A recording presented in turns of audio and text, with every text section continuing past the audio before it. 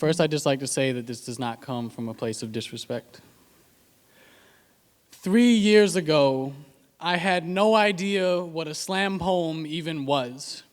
I dismissively assumed that it might resemble friends overhyping random rhyming schemes and similes fresh off the middle school drying rack. You would never wring out my naivete.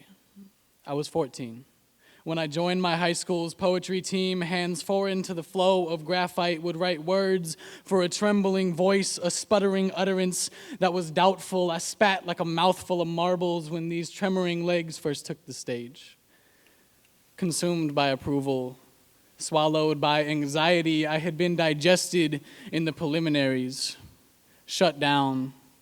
But 3 years later, I have not stopped writing. 3 years later, I know what a slam poem is.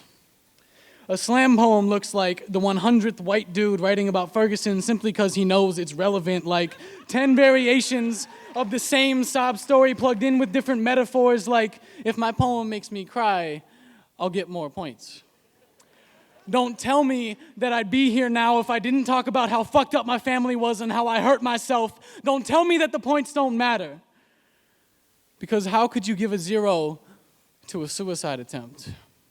How could a Black Lives Matter piece receive a 3 out of 10? How could you give a low score to drug abuse, trauma, a rape story? You can't. So if it's bad, you give them an 8 instead.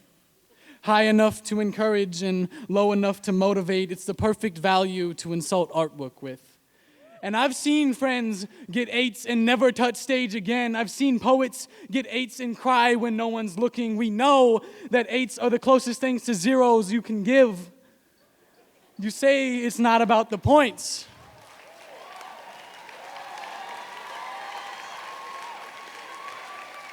You say it's not about the points, but the poetry. So throw me a 5 for once. If you think I deserve it, I won't be destroyed.